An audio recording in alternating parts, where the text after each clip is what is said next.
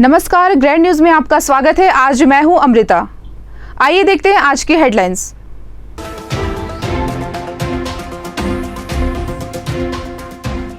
पंद्रह जून को होगा रेल रोको आंदोलन। बस्तर के विभिन्न सामाजिक और राजनीतिक संगठनों ने रेल प्रशासन के खिलाफ फूका बिगुल। हाथा ग्राउंड मैदान में शुल्क वसूली का विरोध, युवा मोर्चा ने खोला मोर्चा।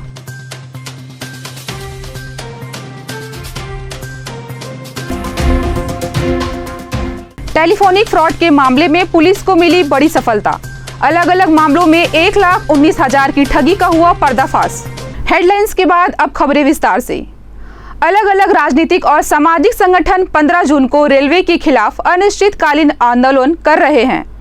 रेल सुविधाओं के विस्तार की मांग को लेकर रेल आंदोलन के कार्यकर्ताओं ने रेलवे जीएमआर से मुलाकात की थी, मगर मांगे पूरी नहीं होने के कारण अब ये युवा अनिश्चितकालीन रेल आंदोलन का 15 जून से आगाज कर रहे हैं। इनका नारा है, रेल नहीं तो लोहा नहीं। इस बारे में और ज्यादा जानकारी दे रहे छत्तीसगढ़ कांग्रेस जे के जिला अध्यक्ष नवनीत चांद। रेल नहीं तो लोहा नहीं, इस तर्ज पर बस्तर के युवाओं ने इस बात का निर्णय ले लिया है कि कल 15 तारीख 2 बजे से यदि भारतीय रेलवे के द्वारा बस्तर हितैषी 10 मांगों को तत्कालिक रूप से पूरा नहीं किया गया या वार्ता करके कोई ठोस बातें नहीं की गई, तो कल बस्तर की युवा एक भी मालगाड़ी लोहे से भरकर बस्तर से बाहर नहीं जाने देंगे। हजारों की संख्या में कल बस्तर के लोग न केवल स्टेशन बल्कि हर चारों तरफ जहां से ट्रेन गुजर सकती है हर जगह पर उपस्थित होकर एक भी लोहा बस्तर से ले जाने नहीं देंगे। ये निर्णय जो है बस्तर के युवाओं ने स्पष्ट कह दिया है। इसका हमने मेमोरेंडम भी रेलवे को दे दिया है, प्रशासन को दे दिया है, और हम अपील करते हैं रेल मंत्री जी से, प्रधानमंत्री जी से, मुख्यमंत्री जी से कि वो बस्तर हितैषी मुद्दों को गंभीरता से लेते हुए कल 2 बजे तक जो है ठोस वार्ता करें, बस्तर के लोगों की समस्याओं को अवगत कराएं।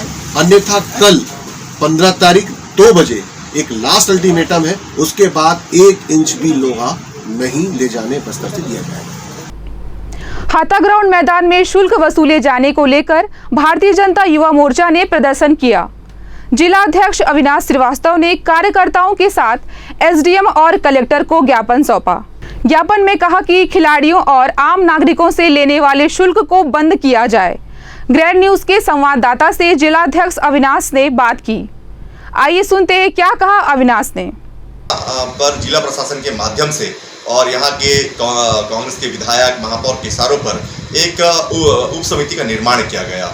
उस उप समिति के निर्माण होने के बाद पर प्रत्येक मैदानों पर एक शुल्क तय किया गया और प्रत्येक खिलाड़ी को 10 रुपये प्रतिदिन देना पड़ेगा और कुल मिलाकर ये इनकी जो माह अगर आकी जाए तो ये 300 रुपये प्रति माह होता है।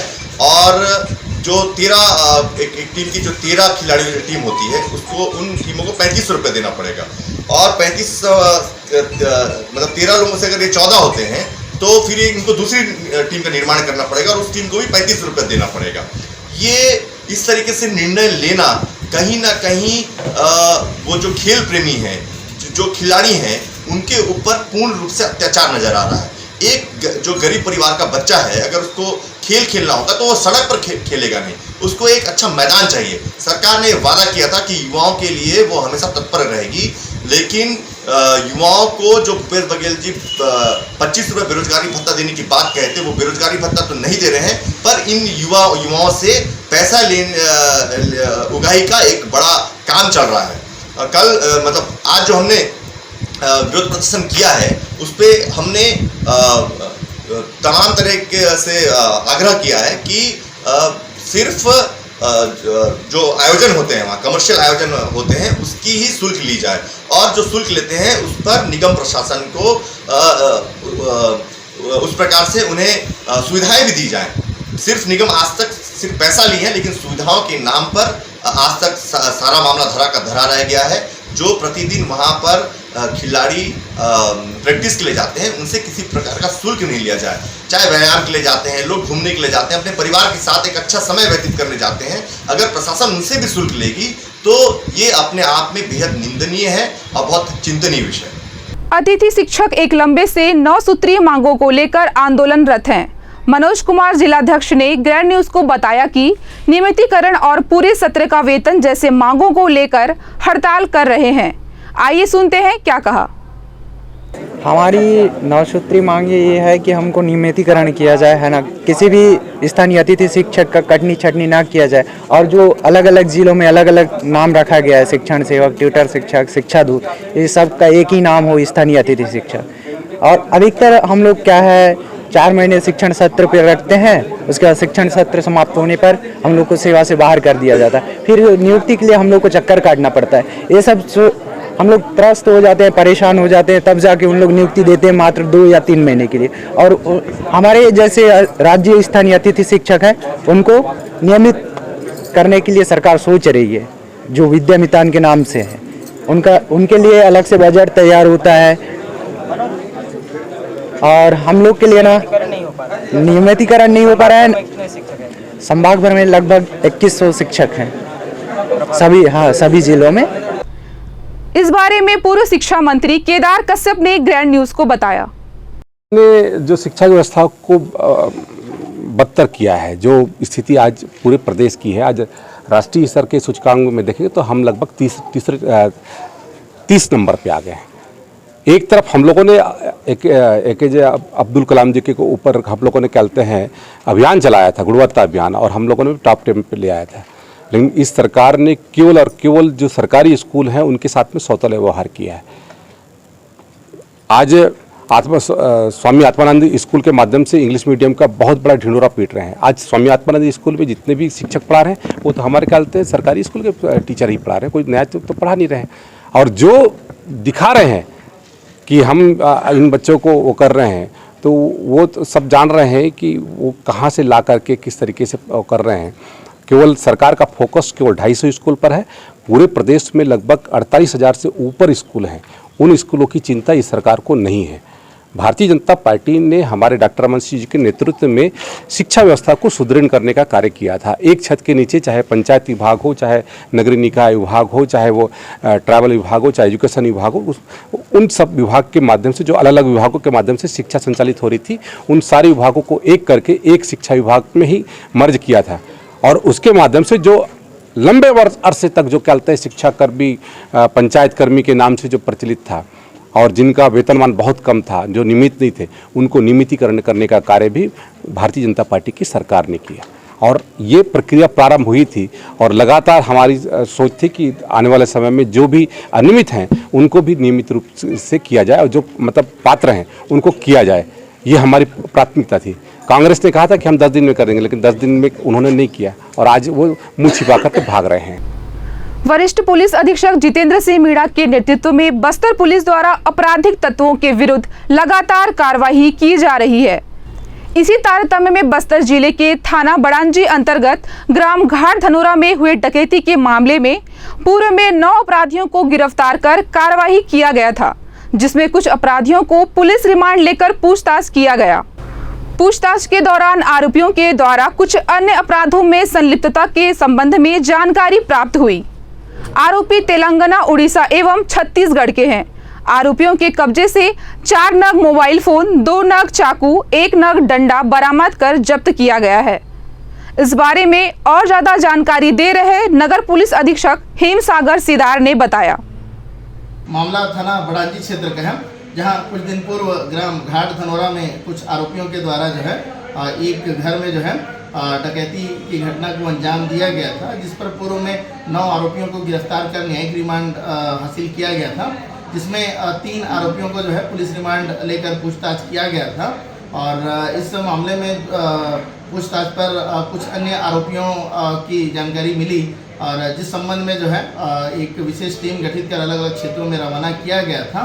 और इस टीम के द्वारा तेलंगाना से 1 आरोपिया, इसके अलावा उड़ीसा क्षेत्र से 2 आरोपी और कांकेर से 1 आरोपी, कुल 4 नफर आरोपियों को जो है पकड़ा गया है। जिसमें बिरला टांडिया, सुजाता पटनायक और 2 अन्य लोग शामिल हैं। और इन चारों व्यक्तियों से पूछताछ करने पर जो है इन चारों के द्वारा जो है दिनांक घटना समय को प्रार्थी के घर में जो है डकैती की घटना को अंजाम देना स्वीकार किया गया है। मामले में आरोपियों के स्वीकारोक्ति के पश्चात जो है मामले में आरोपियों से जो है घटनाकारित मोबाइल बरामद कर जब्त किया गया है। मामले में 4 आरोपियों को जो है गिरफ्तार कर न्यायिक रिमांड पर न्यायालय रवाना किया गया है। नवंबर में जगदलपुर निवासी नदीम खान से एक अज्ञात व्यक्ति ने सेकेंड हैंड कार खरीदे के नाम पर 1,19,250 रुपए ठग लिया। इसकी शिकायत जब नदीम ने पुलिस को की थी तो आरोपी को मध्य प्रदेश से गिरफ्तार कर लिया। ज्ञात हो कि पिछले 1.5 माह में ऑनलाइन फ्रॉड के मामले में 7वें आरोपी पर यह कार्रवाई की गई। इस बारे में जानकारी देते हुए पुलिस अधीक्षक हेमसागर सिदार ने ग्रैंड न्यूज को बताया। थाना सिटी कोतवाली जगदलपुर क्षेत्र का है, जहां नवंबर 2021 के दौरान इस मामले के प्रार्थी नदीम खान उसे जो है इस मामले के अज्ञात आरोपियों के द्वारा जो है OLX पर सेकेंड हैंड कार बेचने के नाम पर जो है 1,19,000 रुपये की ठगी किया गया था। और इस मामले पर प्रार्थी नदीम के रिपोर्ट पर थाना कोतवाली में 420 IPC और IT एक्ट की धाराओं में अपराध पंजीबद्ध कर अनुसंधान में लिया गया था। दौरान अनुसंधान के बैंक डिटेल और तकनीकी साक्ष्यों के आधार पर आरोपी की उपस्थिति मध्य प्रदेश सीधी क्षेत्र में पाए जाने से जो है एक टीम रवाना किया गया था मध्य प्रदेश की ओर। और उक्त टीम के द्वारा सीधी में जो है एक संदिग्ध व्यक्ति को पहचान कर घेराबंदी कर पकड़ा गया, जिससे पूछताछ करने पर इसके द्वारा अपना नाम संतोष साकेत निवासी सीधी मध्य प्रदेश का होना बताया गया। और जिससे प्रकरण के संबंध में पूछताछ करने पर इसके द्वारा बताया गया कि नवंबर 2021 में इसके द्वारा मामले के प्रार्थी को जो है OLX पर कार खरीदने बेचने की बात पर जो है 1,19,000 रुपये की ठगी करना स्वीकार किया गया है। मामले में आरोपी के कब्जे से अपराधकारित मोबाइल और अन्य जो डेबिट कार्ड है वो बरामद कर जब्त किया गया है।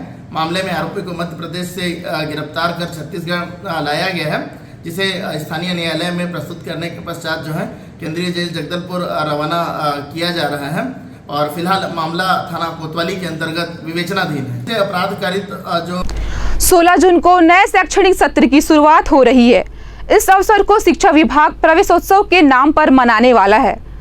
2 साल कोरोना की वजह शैक्षणिक गतिविधियां बंद थी। ऐसे में सत्र 2022-23 शिक्षा सत्र काफी मायने रखता है। प्रवेशोत्सव को लेकर जिला शिक्षा अधिकारी ने ग्रैंड न्यूज को बताया। क्योंकि कोरोना काल में प्रवेशोत्सव किसी भी प्रकार का मनाया नहीं जा सका था, तो इस वर्ष प्रवेशोत्सव बहुत ही उत्साह के साथ मनाया जा रहा है। इसके लिए सबसे पहले तो हमने खंड स्तर पर बैठकें आयोजित की, जिसमें कि समस्त BO, BRC, ABO और हमारे जिला प्रभारी वहाँ पे मीटिंग हुई है। और उसके साथ ही शाला में स्वच्छता, श्रमदान, प्रभात फेरी, रैली आदि निकाले गए हैं, जिससे कि लोगों में जागरूकता उत्पन्न हो और जो बच्चे शाला त्यागी हैं वो शाला में वापस आएँ, एक संदेश देने के लिए।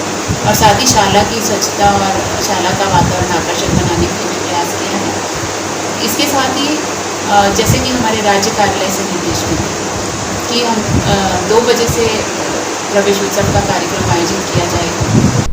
लोहंडीगुड़ा विकास खंड के मांदर गांव में पानी की किल्लत की खबरें आ रही थी। ग्रामवासी इस समस्या को लेकर सचिव एवं अन्य अधिकारियों से मिले, मगर समस्या का कोई निदान नहीं हुआ। इसलिए पानी की किल्लत को लेकर ग्रामवासी जिला कलेक्टर से मिले। आइए सुनते हैं ग्रामीणों ने क्या कहा।